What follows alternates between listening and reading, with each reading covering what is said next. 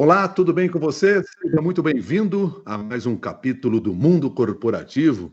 Hoje nós nos dedicamos a falar sobre desafios e mudanças para a implementação de uma série de serviços, medidas após esta pandemia do coronavírus. Para entender como tudo isso pode ser incorporado, colocando mais tecnologia, tendo que trabalhar ainda à distância, enfim, todas essas mudanças na rotina do trabalho que nós teremos daqui para frente, nós vamos conversar hoje com o Rafael Lucchesi, que é diretor superintendente do Serviço Social da Indústria, o SESI. Rafael Lucchesi, desde já, muito obrigado pela sua gentileza de ter aceitado o nosso convite. Um bom dia. É um prazer estar com vocês aqui. Eu imagino, Lucchesi, que no início deste ano de 2020, vocês tinham uma perspectiva sobre os grandes desafios da indústria, mas não imaginavam que esse desafio podia ser maior ainda. Neste momento, o que é o olhar de vocês para uma retomada das atividades, levando em consideração esta pandemia?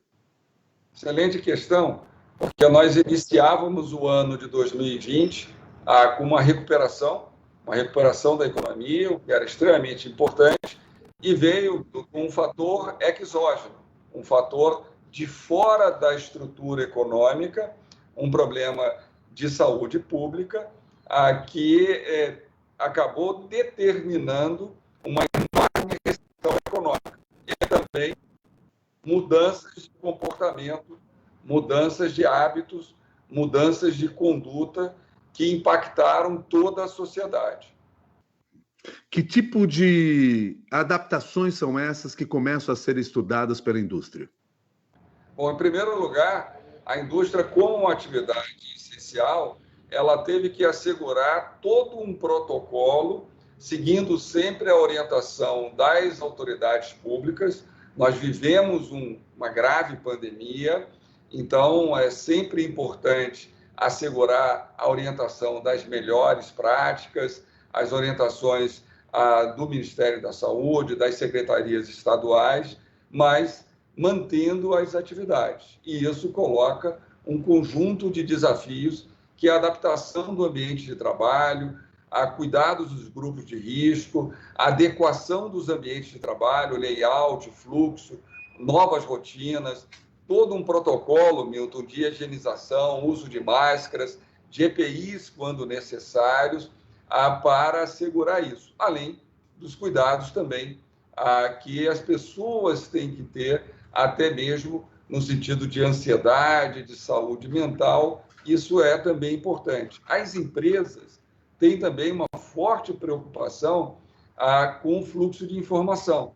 Nesse período de pandemia, há muita fake news, há muita desinformação, há muita contra-informação. Então, é importante, até para assegurar o bom fluxo das informações aos colaboradores das empresas, de seus familiares, a haver um fluxo de informação, de transparência, que são muito importantes.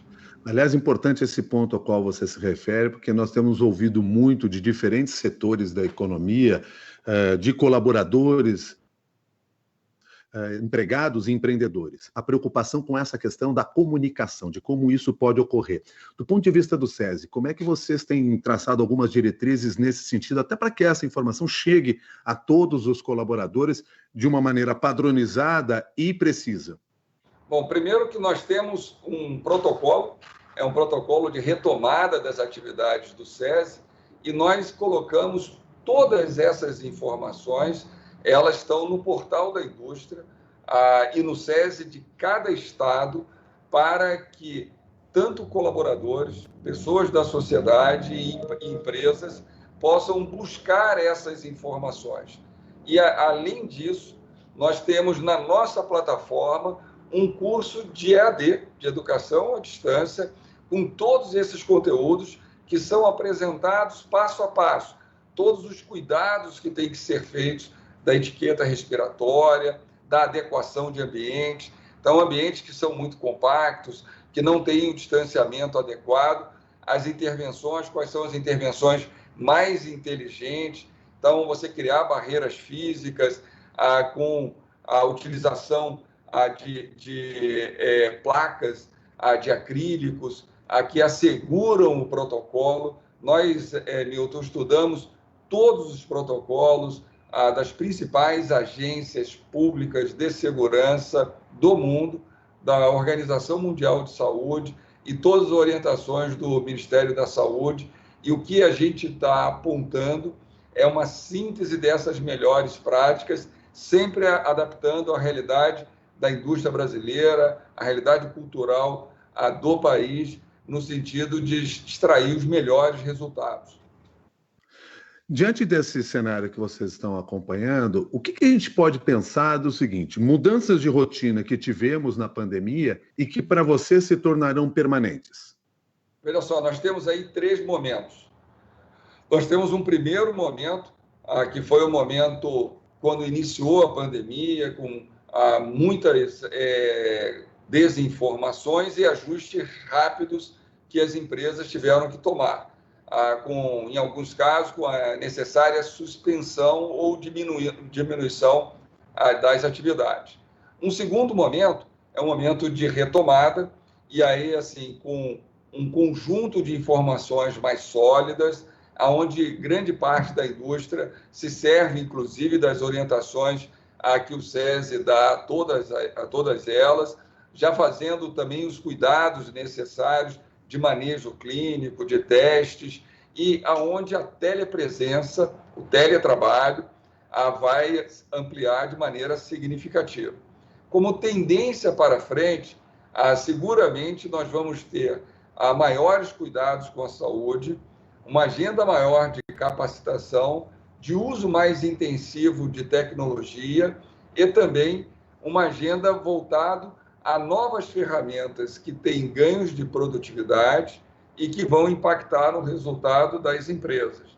A tendência vão ter menos viagens corporativas, vão ter mais reuniões à distância, vai ter mais teletrabalho, e tudo isso vai se incorporar como um legado. Da mesma maneira, numa discussão mais abrangente de sociedade, haverá mudanças culturais, de comportamento, de maior atenção à saúde e também do ponto de vista das cadeias mais longas, os países vão ter uma preocupação maior. Por exemplo, seguramente a agenda sanitária ela vai ter uma maior observação com a proximidade dessas cadeias e uma menor preocupação apenas com a eficiência de mercado.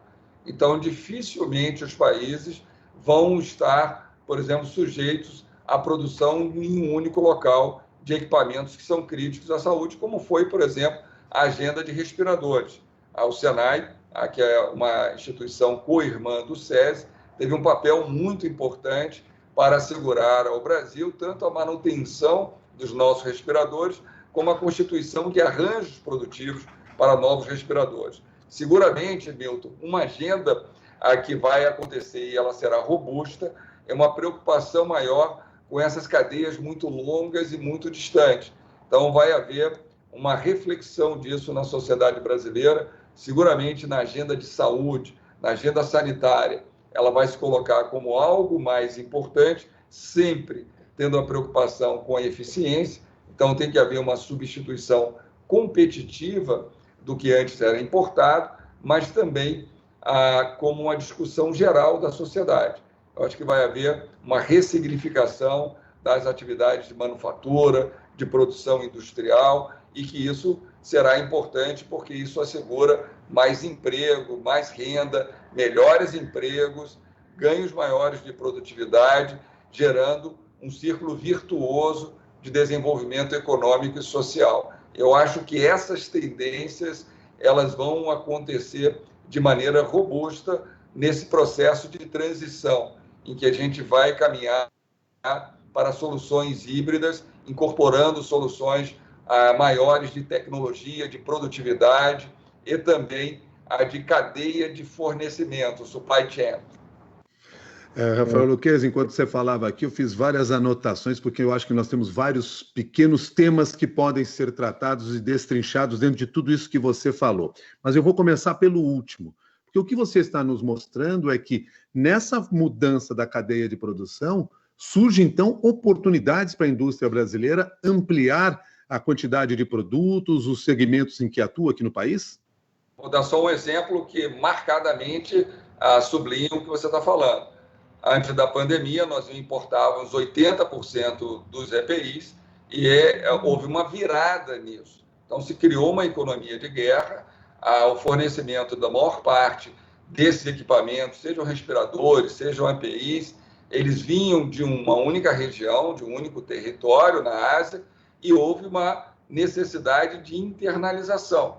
Então, o Senai ajudou muito a indústria brasileira, mas o Brasil tem uma competência técnica, nós temos uma sofisticação empresarial, uma capacidade de resposta e um enorme comprometimento da agenda de segurança sanitária da indústria brasileira, que ajudou muito a segurança das equipes médicas e do país. Então, acho que isso é um valor importante, Milton, que vai ficar como legado. A necessidade de nós termos um projeto de país baseado no fortalecimento dessas competências. Elas geram mais empregos, elas geram mais renda, elas geram um dinamismo econômico maior e você tem um maior protagonismo da geração de riqueza no país. Então, eu acho que vai haver uma agenda que vai apoiar, a agenda de política pública vai apoiar essas ações, sempre, é claro, em cima de uma agenda que sublinha também a eficiência. Então, vai haver uma combinação de segurança nacional combinado com eficiência econômica. Então, não vai voltar a uma discussão do que havia antes, nos anos 70 e antes dos anos 70, de haver uma produção fechada e ineficiente. Então, nos marcos da eficiência, eu acho que vai aumentar as oportunidades, não vai ser geral, mas em determinados segmentos onde o Brasil apresenta vantagem competitiva dinâmica. Eu acho que esse vai ser um ponto importante no debate nacional. Um outro tema ao qual você tinha citado anteriormente, teletrabalho, vocês já percebem na relação com os associados de vocês de que as empresas pretendem fazer esta mudança, inclusive diminuindo o número de pessoal nos seus escritórios? Eu acho que há essa oportunidade. É claro que nós temos questões aí regulatórias que devem ser também refletidas, e o que é importante é nós criarmos um ambiente que assegure produtividade para as empresas, mas também segurança jurídica para todos, para as empresas e para os trabalhadores. A ideia é criar algo que possa ter um ganho sistêmico. Muitas vezes essa discussão ela resvala para um debate de que é apenas uma precarização do trabalho. Acho que não é isso. As novas tecnologias, na história da humanidade, elas asseguram uma melhoria de bem-estar, elas asseguram novas possibilidades para que você possa ter trabalho. Então, nós precisamos modernizar as relações de emprego que propiciem essas novas possibilidades culturais e tecnológicas que estão se apresentando. Em geral, Milton, as sociedades que melhor se adaptam a esses novos pacotes tecnológicos e essas novas possibilidades são aquelas que ascendem socialmente. Então, é importante nós termos claro que nós estamos vivendo a quarta revolução industrial, em que a digitalização, a inteligência artificial, os algoritmos, a produção industrial aditiva, que é isso? Você tem uma impressora 3D que fabrica coisas, então você não precisa ter uma grande manufatura lá na Ásia, você pode ter uma estrutura industrial muito mais distribuída, criando toda uma cadeia de fornecedores muito mais próxima do mercado. Vou dar apenas alguns pequenos exemplos.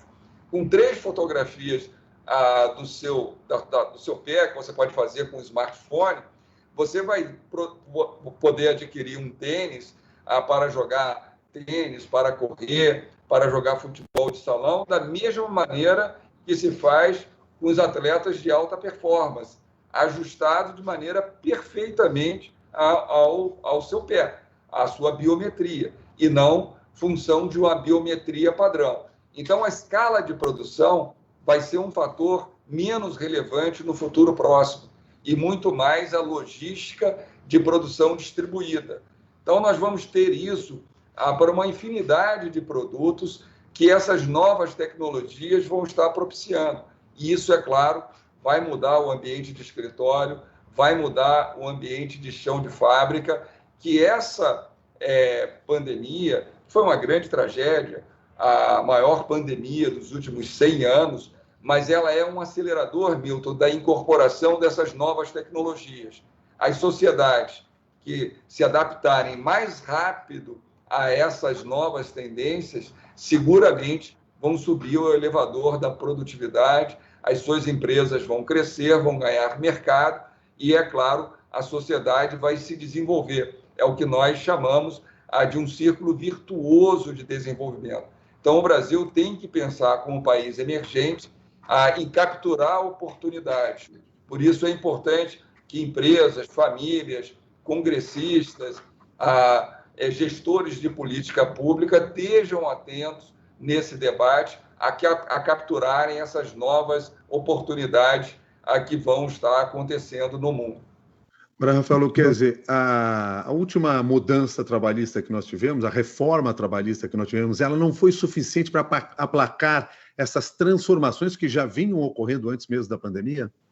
Olha, seguramente foi um grande avanço e pode haver novas questões regulatórias que propiciem essa modernização. Mas, certamente, o que vai acontecer nos marcos legais que já existem e já permitem isso, as empresas vão estabelecer como legado. A gente tem acompanhado isso. Várias empresas estão mudando o seu comportamento, o seu modelo operacional dentro do marco legal. As mudanças institucionais, elas envolvem um debate na sociedade mais profunda, dentro de uma democracia como é o Brasil. É claro que tem que se respeitar todos os interesses, tem interesse dos empresários, tem interesse dos trabalhadores, isso faz parte do jogo democrático, mas seguramente há um consenso que une tanto as lideranças empresariais como as lideranças dos trabalhadores. É estabelecer algo que permita que a sociedade gere mais emprego e mais riqueza. Eu acho que se houver um entendimento, como acontece em geral nas sociedades que mais se desenvolvem, se houver uma agenda de progresso social com distribuição de renda, em que todos se modernizem, seguramente esse debate vai caminhar numa direção de um consenso. Então, vai criar oportunidade que todos ganhem. Vai gerar mais emprego, vai gerar melhores ganhos para os trabalhadores, e isso vai gerar resultados maiores. Se nós pensarmos apenas no marco regulatório, que seja simplesmente retirada de direitos dos trabalhadores, nós não vamos estar caminhando para o futuro. Não tem sido essa a trajetória das sociedades que mais se desenvolveram. Elas conseguiram criar uma agenda da sociedade em que unia interesses numa mediação voltada para ganhos de produtividade, de desenvolvimento econômico e social. Eu acredito nesse caminho e é sempre um caminho negociado. O parlamento tem um papel importante, os governos têm um papel importante e os atores sociais diretos, as lideranças de empresários e trabalhadores, em construir uma agenda que seja uma agenda de futuro para o Brasil. Sobre questões sanitárias, que é outro tema e outro grande desafio nesse momento, não só para a retomada desse trabalho, para que a gente passe por essa pandemia, mas imagino que passa a ser uma prioridade para todos os setores. Eu pergunto a você o seguinte, do ponto de vista da relação com o trabalhador, que tipos de cuidado a indústria vai ter, por exemplo, relação de planos de saúde, que sempre é uma reivindicação que existe, sempre um benefício oferecido. Essa relação com os planos de saúde, elas mudam também? Veja só, importante dizer que no Brasil nós temos hoje o Sistema Único de Saúde, que atende a 100 milhões de brasileiros. E o Sistema de Saúde Suplementar, que é pago pelas empresas que já pagam os impostos no Brasil, que atendem a outros 100 milhões de brasileiros.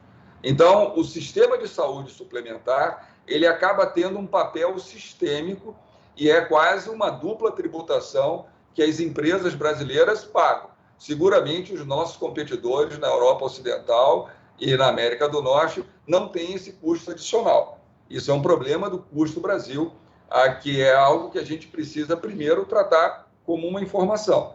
E ele é importante para os trabalhadores de todas as empresas, que eles acabam assegurando um acesso melhor à saúde no país, haja vista que o nosso sistema público tem problemas. Ele é um sistema robusto, é um sistema importante, é um sistema colaborativo nas 3 órbitas de governo, mas a imprensa, vocês noticiam de maneira frequente, e é algo de percepção de cultura geral, que nós temos problemas de acesso a ele. Numa crise em que as empresas ou têm um volume muito grande de quebra de empresas, ou as empresas não conseguem sustentar os planos de saúde, vai haver uma pressão ainda maior e adicional sobre o sistema público, o que é preocupante, porque vai agravar ainda mais uma situação que hoje já não é boa. Então, é importante nós termos claros que hoje o sistema de saúde suplementar ele tem um papel público para o sistema de atendimento dos brasileiros, das famílias brasileiras. Seguramente, o que tende a acontecer no futuro é um aumento da preocupação das famílias, dos indivíduos, com relação a cuidados de saúde. Isso sempre acontece na história da humanidade, quando emerge nesses períodos de crise sanitária. E, certamente, vai ser um elemento cada vez mais importante nos contratos de trabalho. Então, nas carreiras dos profissionais mais bem qualificados e até os mais baixos no nível de qualificação, vão ter uma preocupação cada vez maior com os cuidados de saúde, aonde o plano de saúde suplementar da firma vai ser um elemento das decisões individuais. O mercado de trabalho é um mercado ativo, que está hoje no Brasil com muitos desempregados e que certamente o reposicionamento cultural dessas pessoas vão levar muito em conta essas questões. Esse é também um problema grave, porque é a inflação que mais pressiona as empresas. Se nós pegarmos no Brasil de hoje, o custo de manutenção da saúde suplementar é o maior problema de custo das empresas brasileiras. E elas têm feito um trabalho, no caso das empresas industriais, muito sólido junto ao SESI. O SESI tem coordenado uma rede para apoiar as empresas brasileiras que antes se viam meio isoladas nesse problema de ter um mercado muito organizado dos provedores de planos de saúde. Então, os compradores, que são as empresas, têm se organizado também para ter uma influência maior na discussão do custo desse serviço. E o Serviço Social da Indústria, com a liderança da Confederação Nacional da Indústria, tem apoiado muito as empresas brasileiras a estabelecer um entendimento melhor com relação a essa questão. É importante também, até para ver no debate nacional, essa percepção de que hoje metade do sistema de atendimento de saúde no Brasil, ou seja, 100 milhões de indivíduos, são bancados pelas empresas brasileiras. Rafael, ainda dentro dessa questão sanitária, treinamento para esses funcionários, esse vai ser um investimento que terá de ser feito? Esse é um investimento que já acontece, mas vai ampliar muito, Milton. Essa pergunta é importante, porque isso vai ser internalizado na cultura das organizações. Nós sabemos hoje que existe um número crescente de afastamentos por problemas de ansiedade, de saúde mental. Nessa pandemia, por uma série de questões, esse problema se agravou. Então, esse vai ser um item importante que as organizações vão ter como atenção e cuidado, a parte toda de treinamento de saúde e também de acompanhamento nessas questões de saúde. Então, vai fazer parte, usando um jargão que vocês jornalistas criaram, desse novo normal, uma maior atenção, maiores cuidados à saúde, uma maior transparência desse debate dentro das organizações e, é claro, como sempre acontece, você vai ter novos protocolos, treinamento, capacitação e, sobretudo, o exercício da liderança na cultura organizacional vai ter esse ponto como um elemento importante. As organizações, Milton, mais produtivas são aquelas que melhor cuidam do principal talento das organizações, que são os seus trabalhadores, os seus colaboradores. Então, aquelas que vão melhor performar, seguramente vão ser aquelas mais abertas ao diálogo daquilo que mais preocupa, que tem o item de maior preocupação dos trabalhadores, que são hoje as questões de cuidado à saúde. Bom, em meio a tudo isso que nós estamos aqui discutindo, e vocês ainda passam por um processo de forte pressão do governo federal, especialmente da equipe econômica, com tentativa de diminuição da contribuição, etc. Como é que vocês estão se posicionando diante desse assunto? De que maneira vocês estão tratando deste tema? Olha, o Brasil passa por uma enorme crise econômica e social. Todas as instituições, todos os brasileiros tiveram que dar a sua parcela de contribuição.